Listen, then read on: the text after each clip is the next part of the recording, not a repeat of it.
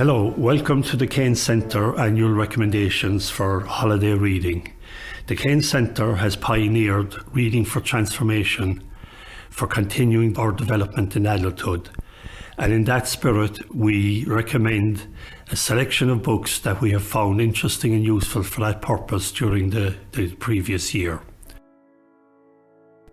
The first book we would like to suggest is by Peter Brooks, called Seduced by Story, The Use and Abuse of Narrative.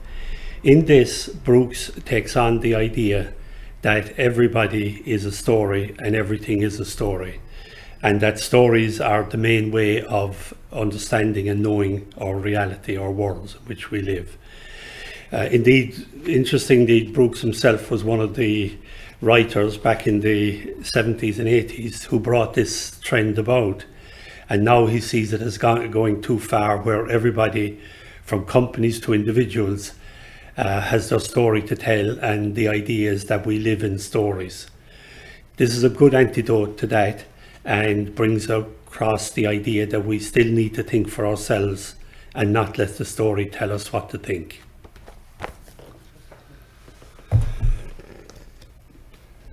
The second book is by Daniel Dresner, called The Ideas Industry, subtitled How Pessimists, Partisans and Plutocrats Are Transforming the Marketplace of Ideas.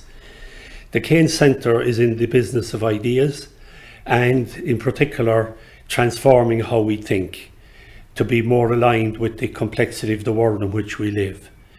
So it's very important that we understand how the ideas become controllers of our thinking.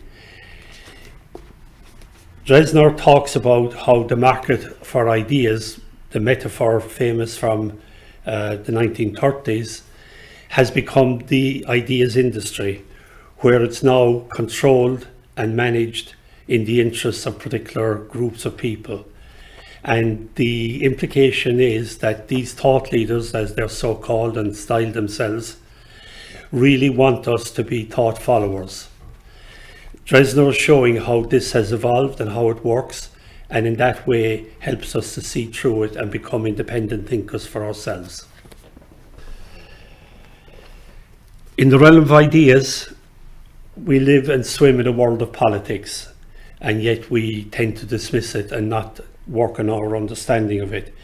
David Runciman, in Confronting Leviathan, subtitled The History of Ideas, helps us come to grips with a very central element in our political life, that is the relationship between citizens and the rulers, between the governed and the governed. And he does that through looking at 17 thinkers who range from Hobbes in 1651 talking about the state, through Mary Wollstonecraft on sexual politics, through the topics of liberty, democracy, revolution, self-rule, leadership, and so on, the market, to Catherine McKinnon on sexual oppression, and Fukuyama on history. The Keynes Centre has pioneered reading for transformation, for continuing our development in adulthood. And we are fascinated by what other readers make of what they're reading. Our recommendations focus on non-fiction, and Josephine Greywood has edited a lovely little book published by Penguin, 17 writers on non-fiction, why we read. Writers telling us why they read non-fiction, and in that way we get a glimpse of a varied way of approaching non-fiction, what different types of minds, different types of people take from non-fiction reading and why they go to non-fiction reading. A fascinating insight into a whole range of people. There's a type of book that we find useful. It is one that pulls together diverse research into a topic of a theme of some sort that's of interest to us. And we like these books because they're useful in bringing to our attention writings that we would not otherwise come across. And we have 3 suggestions for this season. The first is J. Van Bavel and Dominic J. Packer, The Power of Us.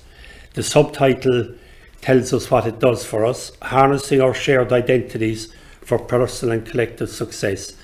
So these psychologists draw on research to show how we work better together in cooperation and assisting each other rather than competing and against each other. Jessica Nordell, in her The End of Bias, How We Change Our Mind, again is a book about becoming more independent minded in our thinking, and again she draws on a wide range of research to show us how we can become independent thinkers in our own right. And finally, in that line of thought, Susie Allegre, in Freedom to Think, subtitled The Long Struggle to Liberate Our Minds, traces as a lawyer, traces the battle for freedom of thought, something which we are inclined to take for granted, or have been inclined to take for granted, and are in danger of losing through the thought industry, the thought leadership and thought follower industry. Colin, can I ask you a question? If you had to recommend one book, which one would it be? The one you're going to talk about now. Okay. The final recommendation we want to make is How to Be You, Simone de Beauvoir and the Art of Authentic Living by Skye Cleary. It's a book that really makes you reflect on how you're living your life and why you're making the choices you are making. It makes you think about, are you being honest with yourself? And it's just a great book to self-reflect over the holiday season. That was my feminist colleague, Maria Longalite, bringing her feminist passion to bear on her reading for the year. And the holiday season, if it's for anything to do with reading, is for giving yourself the space to absorb and approach new ideas and allow them to settle inside us. So these are the books we recommend that can do this for us this holiday season. They're books we have all read, and therefore we are recommending from first-hand experience, and are books we would go back to for further stimulation and thought. Thank you for listening to the Keynes Centre at University College Cork, recommendations for reading in this holiday season of 2022, and have a good holiday.